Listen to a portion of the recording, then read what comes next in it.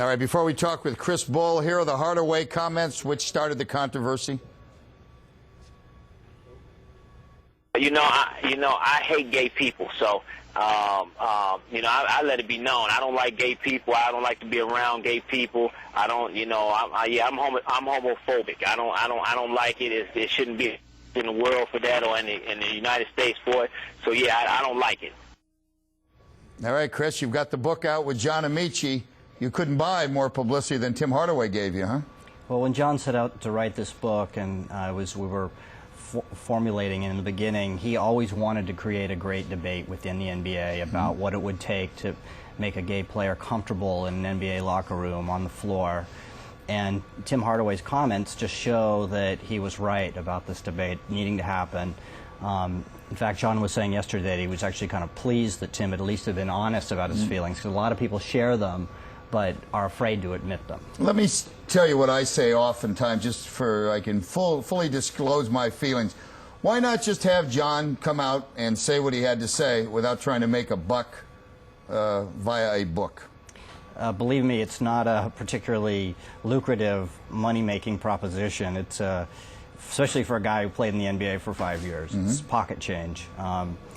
The point was for John to have some control over his story. He wanted to. He has a multifaceted life. He's a really interesting guy. He's a philanthropist. He works with kids. He has basketball camps with disadvantaged youth all over England. And he wanted to talk about his life, his work.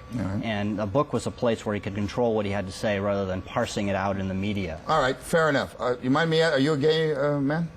Yes, sir. Okay.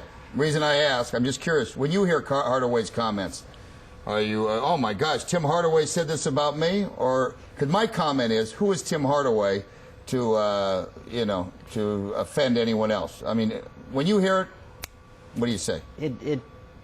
I mean, it disappoints me from the perspective of a fan. I grew up in the Bay Area. As a kid, I was a huge Warrior fan. I shelled out a lot of money to see him play. The first Nelly years were fantastic. I admired him. He was an exuberant player, a great player. So I guess my question, are your feelings hurt? No, not at all. Yeah. I mean, it's not about, there are as many prejudices as there are human beings. He's welcome to his opinion.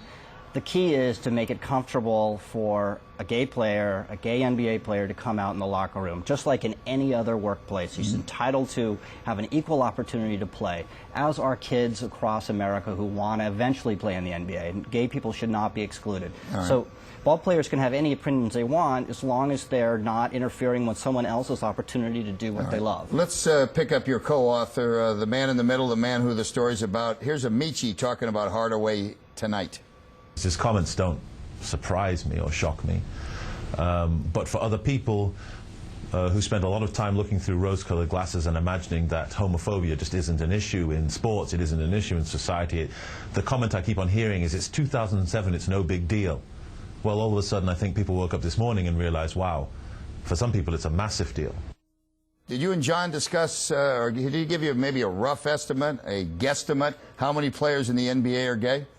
We're very careful in the book not to disclose anyone's identity. But yeah, obviously I'm not asking for names. Of course, yeah. Charles Barkley once said that probably 10% of the league is gay, and that there are at least one gay guy on every team.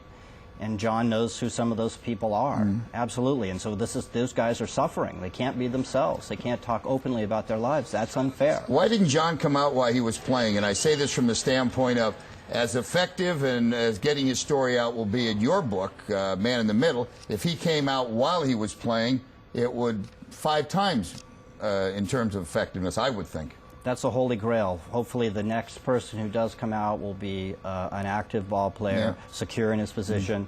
John never felt that. He always felt on the margins. He did sign one long-term contract, but it would have been a very uncomfortable thing for him to do, given the Tim Hardaways of the world. We got 30 seconds left. The coaches, Doc Rivers and Jerry Sloan, did they pay him his respect? Did they know he was gay? Did that maybe affect his playing time? He talks a lot about his coaches. He loves coaches. He knows a lot about coaching. And Doc Rivers was one of his favorite coaches. Jerry Sloan's one of the no-nonsense. He looks, you know his background, right? He didn't hit it off with Jerry Sloan. He felt that Jerry Sloan was not terribly supportive, didn't fit him into the system very well. Okay. Hey, Chris, all I can say is congratulations on the book, and Tim Hardaway sent him a box of candy because he got you a hell of a lot of publicity. Thank you very much, Gary. All right, here is the address. We'd love to hear your opinion on this, on Chris Bull's book, Man in the Middle. What we talked about with Chris, love to hear from you. Good night.